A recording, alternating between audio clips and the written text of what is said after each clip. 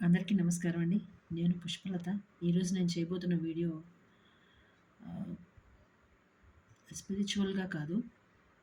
ఆహ్, వ్యక్తిత్వ వికాసం అంటారు కదా! Personality development. వ్యక్తిత్వ వికాసం. దాని గురించి ఈరోజు కొంచెం మాట్లాడుకుందామండి. అది చిన్నవాళ్ళకైనా, పెద్దవాళ్ళకైనా పనికొచ్చే విషయం. ఆలస్యం చేయకుండా వీడియోలోకి వెళ్ళిపోదాం. అందరికీ నా వీడియోలు నచ్చుతాయి అనుకుంటున్నానండి. మీరిస్తున్న సపోర్ట్ చాలా బావుంది.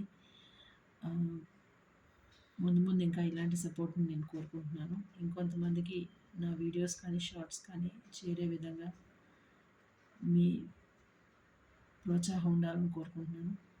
వీడియోలోకి వెళ్ళిపోదాం.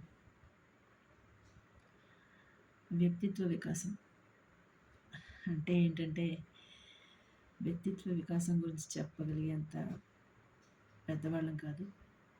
దీని గురించి శ్రీకృష్ణుడు భగవద్గీతలో చెప్పాడు. భగవద్గీత గురించి పక్కన పెడితే,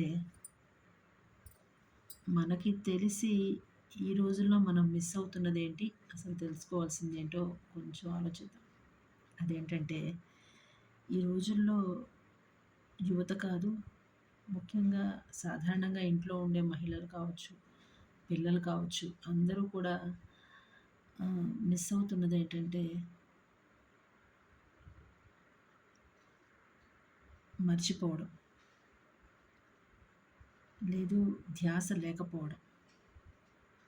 ఇదేంటి వ్యక్తిత్వ వికాసం అని మర్చిపోవడం, ధ్యాస లేకపోవడం అని చెప్తున్నాను అనుకోవద్దండి.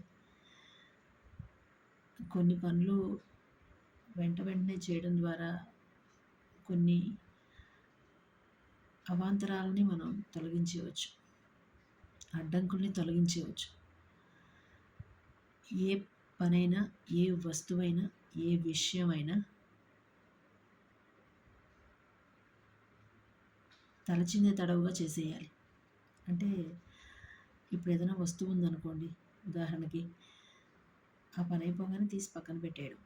లేదు, చదువుకుంటాం. ఆ పుస్తకాలని మూసేసి, పని అయిపోగానే మూసేసి బ్యాగ్‌లో సదురుకోవడం. లేదు, నిద్రపోయి లేస్తాం. మనం పడుకొని లేచిన దుప్పటి, బెడ్‌షీట్, దిండు ఏదైనా కానీ తీసి దాని ప్లేస్‌లో దాన్ని పెట్టేయడం. అది అలవాటు చేసుకోవడం అనేది చాలా మంచి విషయం. దానివల్ల ఎన్నో పనులు చాలా తొందరగా అయిపోతాయి. అలాగే కొన్ని కొన్ని కొత్త పనులు చేసే టైము, అవకాశం మనకుంటుంది. అలాగే ఇంకొకటేంటంటే, పొద్దున్నే నిద్ర లేవడం. ఇది పెద్దవాళ్ళు పాత రోజుల నుంచి చెప్తున్న విషయం అండి. అంటే మా చదువుకునే రోజుల్లో నుంచి చెప్తున్న విషయం. దీన్ని నేనప్పుడు పట్టించుకోలేదు. మా కాలంలో పిల్లలు పట్టించుకోలేదు. కానీ ఇప్పుడు అది తలుచుకుంటే గానీ నిజం అనిపిస్తుంది. ఏ విధంగా అంటే, పొద్దున్నే లేచి 5 గంటలకి, లేదంటే ఇంకా కొంచెం ముందు వీలైతే బ్రహ్మీ ముహూర్తం అంటారు కదా! అలా ఆ టైంలో లేచి చదువుకుంటే బుర్రకి బాగా ఎక్కుతుంది అని ఎందుకు అనేవాళ్ళో, ఇప్పుడు ఈ టెక్నాలజీ వచ్చిన తర్వాత నాకు తెలుస్తుంది. ఎందుకంటే ఆ రోజుల్లో టెక్నాలజీ లేదు కదా! దానివల్ల కొన్ని తెలుసుకోలేకపోయాం. టెక్నాలజీ కొంతమందికి చెడైతే కావచ్చేమో కానీ, అందరికీ మాత్రం కాదండి. వాడుకునే వాళ్ళకి వాడుకున్న విధంగా ఉపయోగపడుతుంది అని నా ఉద్దేశం. ఇంకోటేంటంటే, హ్మ్, ఈ ఏదైతే పనులు గానీ, వస్తువులు కానీ, విషయం కానీ తలచినే తడవుగా మన పనులు మనం చేసుకుంటూ వెళ్ళిపోవడం మూలాన అది చిన్న పని కావచ్చు, పెద్ద పని కావచ్చు.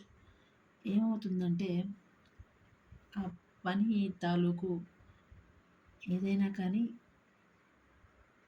ఇమ్మీడియేట్‌గా అయిపోవటం మూలాన మనకి కొంత అవగాహన ఉంటుంది. ఆ పని అక్కడికి అయిపోయింది. సో, అది అలా రోజు జరిగిపోవటం మూలాన పని చిన్నదైనా దాని నుంచి వచ్చే కొంత ఏదైతే ఫలితం ఉంటుందో అది పెద్దది ఉంటుంది. ఎందుకంటే, ఇప్పుడు ఉదాహరణకి మనం నిద్ర లేచి ఆహ్, మన పనులు చేసుకొని స్కూల్‌కి వెళ్ళిపోయే పనుందనుకోండి. నిద్ర త్వరగా లేవడం అనేది చాలా చిన్న పని కావచ్చు. లేదంటే దుప్పటి మడత వేయడం అనేది చిన్న పని కావచ్చు. కానీ ఆ పని రోజు చేస్తూ ఉండడం మూలాన ఆహ్, ఆ పనిలో ఫాస్ట్‌నెస్ అనేది వస్తుంది.